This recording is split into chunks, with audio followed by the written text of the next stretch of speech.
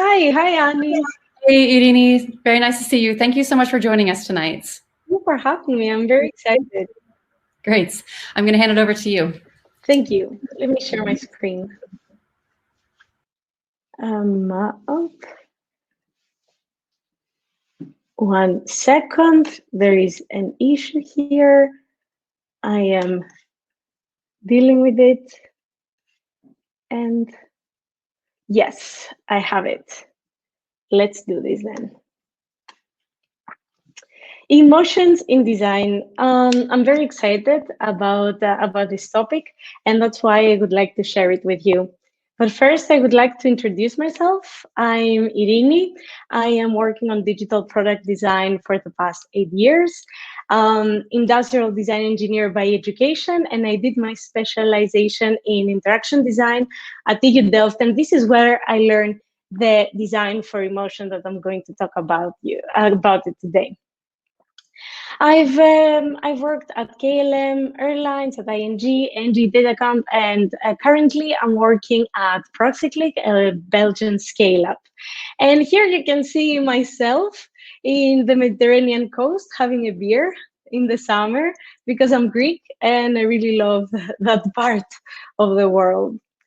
So let's go back to our main topic, design. So what's the challenge? What are we basically dealing with every day? We really want to make people act in a specific way. We want them to buy something, we want them to subscribe to something, and so many more things. But how people act in that specific way, they actually react to an emotion. That's why I totally believe that we need to design for those and we need to cater for those. Many people and many stakeholders think that product design is just aesthetics, but it's way more than that. We all know it. I saw it in Joe's presentation before.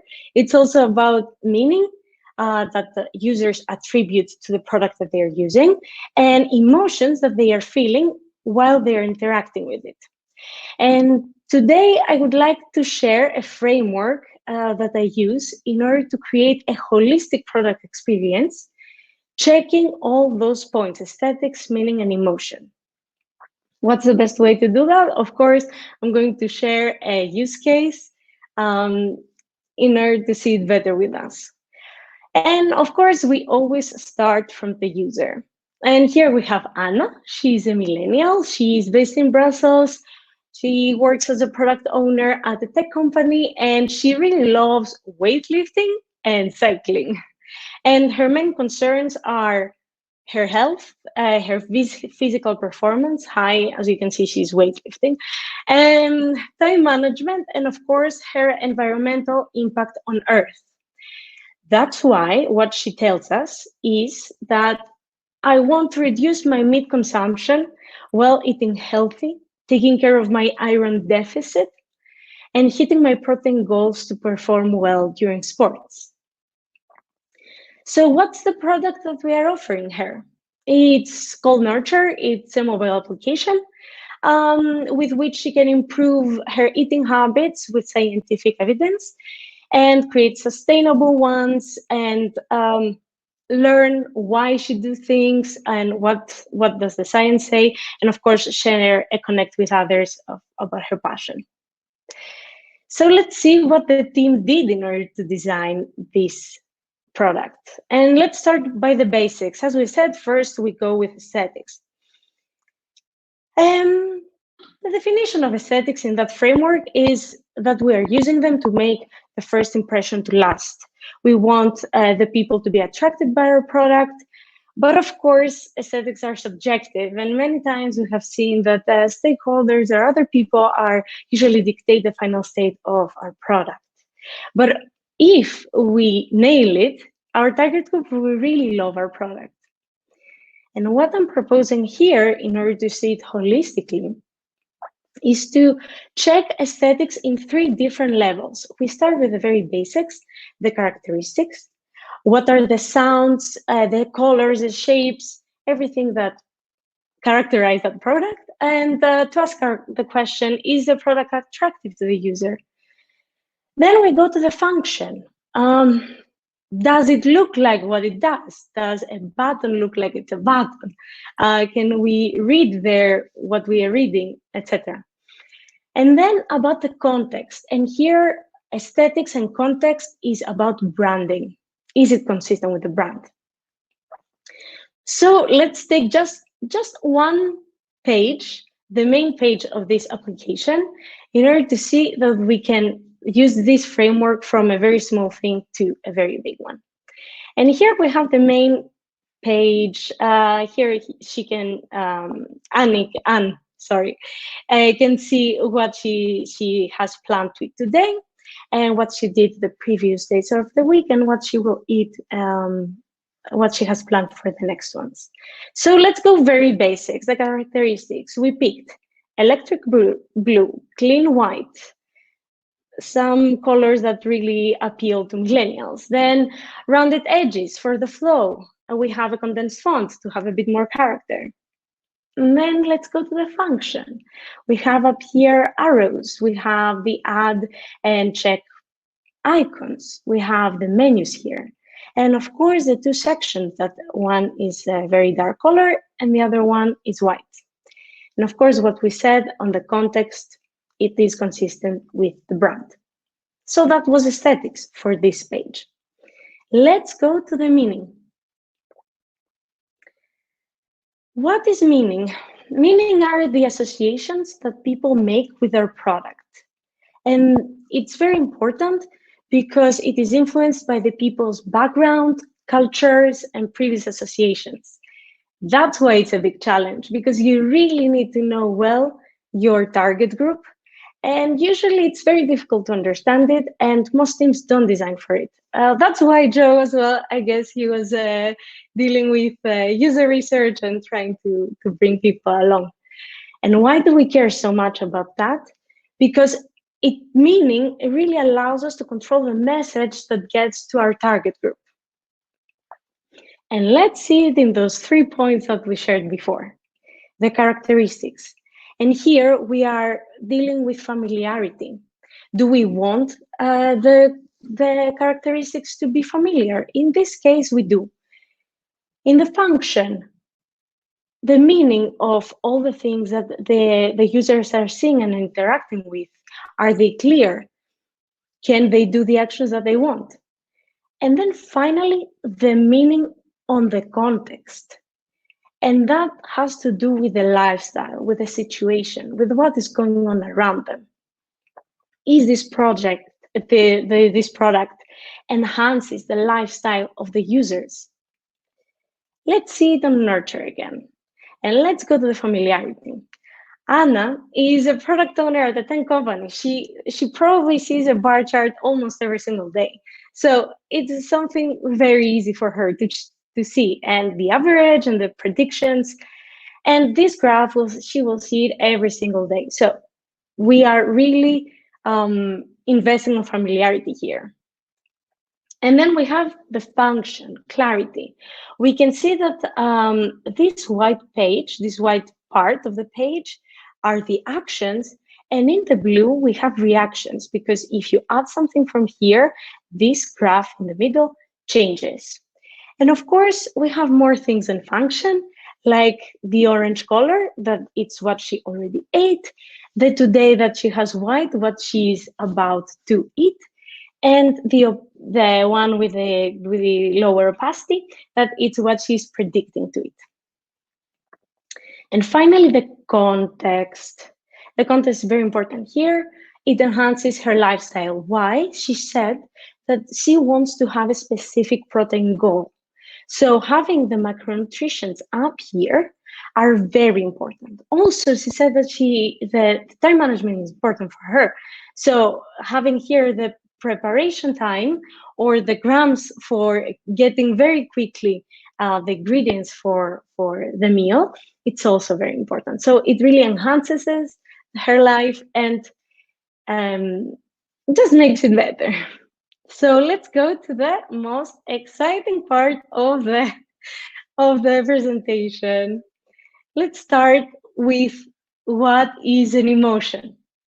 An emotion is an interaction between the concern of the user, the product, and the appraisal, the assessment that the user does when she or he sees the product. I will give you an example. One of my concerns are snakes. I'm very afraid of snakes in general. So when I'm hiking and I might see a rope on the street, just because it looks like a snake, the first emotion that I get is fear. Of course, the designer of the rope never thought that I might thought that it's a snake in the street, but you can imagine how emotions arise and how surprising they are. Let's see the following things. So, as you saw with my example, emotions are very difficult to control. They are very personal, and that's why it's very difficult to design for it. And that's why you need to know your audience really well. And that's why we are doing user tests a lot as well. And the benefit is that you maximize the chances of triggering the desired emotion and thus having the desired behavior by your user. And again, the 3 levels. Let's go with the characteristics. What about how users feel about the characteristics of the product? Are the concerns, their aspirations of the users depicted on those elements? We will see a specific example afterwards. I know it's a bit abstract. Then the function, the actions that they need to take. Is all the information overwhelming or is it balanced? Does it derive positive emotions or negative? And then finally, the context, how that person feels actually is influenced by their situation, by the trends, by what is going on around them when they are using the product. And let's see it in here. So I want to take a step back to just remind you what are Anna's concerns. She wants to be healthy, have high personal performance, she needs to be very efficient with her time, and she wants to have an environmental impact on Earth, a better one, at least. So the team, the Nurtures team, picked 3 emotions that they want to derive with this project: satisfaction, confidence, and relaxation. Satisfaction is when you enjoy the fulfillment of a need or a desire. So in that case, is when you're satisfied that you ate healthy that week, that after a month you see a difference in how you feel, your energy levels. It's so important to achieve your goals. Then confidence. Confidence is about experiencing this strength in order to cope with the situation. And in that part is about having everything under control, that one day you can enjoy that pizza and the other day you will eat salad, or you will eat that chocolate that you want, but you will compensate later on. You are confident that you will achieve your goals. And finally, the relaxation, to enjoy a removal of stress. And that is when you have a single centralized place for your weekly nutrition. You have your grocery list. You can finally go to the supermarket without forgetting what you wanted to buy before. So let's go to nurture again. And let's see the characteristics. This graph, since, as we said, you see what you are about to eat today, but you also see your prediction. You can see that if you're not going with the colleagues at the end to eat the pizza in Brussels, you can just change your dinner and eat it on Friday, for example. It's a confidence trigger. Then planning all the meals and the meal preparation time, also relaxation trigger, because you have everything prepared. When you are having lunch, you may have just 15 minutes to get your lunch because you have meetings in between. So important. And then the macronutrients is as a trigger of satisfaction.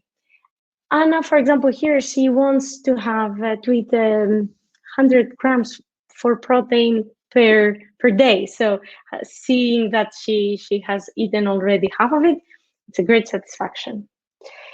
and she hasn't eaten her lunch. Then we go for function. Function, as we said, is about overwhelming information and balanced information. And here we have only the information that we need for today. And the graph goes one step further, and it gives us the flexibility in order to enable us having that confidence trigger. And finally, the context.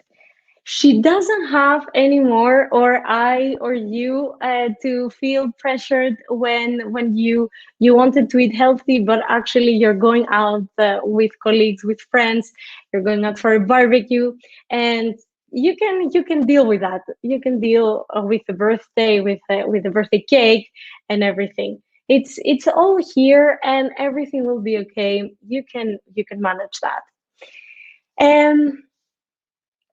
So that's it, emotions in nurture. But before I let you with this, I really want to show you some surprising moments that we didn't think, and it might be very, very interesting for you to see from our user tests. For example, here, we didn't expect that those small tags of probiotics and vitamins will bring so much confidence and satisfaction to people, because they think that, yeah, B12, it's very difficult to get somewhere else, and I got it here.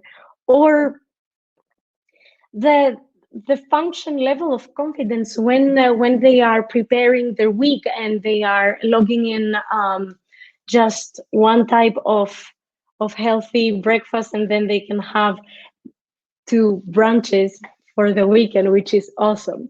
And then finally, the most successful page, and we didn't expect at all, was this final page of the meal planning, of the weekly planning, that suddenly you have the groceries list and you are not going to forget anything, or you're living with your partner, your roommate, and you can share the plan and you can organize everything. So let's summarize. This framework is about aesthetics, meaning, and emotions. And it's about checking all of those in 3 different levels in order to achieve a specific user behavior. If you want to have more information about that framework, it's by Elifos Gan, a professor at TU Delft, that she has done great work at this. So please pay attention to meaning and emotion, not only on aesthetics, in order to control holistically the user behavior and make them do what you want. And if you're interested in nurture, please go ahead in that website, shakingolives.com, and subscribe for beta. We are preparing it. And thank you so much. Feel free to contact me on LinkedIn or anything else, and I will be very happy to see you. Let me stop sharing, and thanks a lot.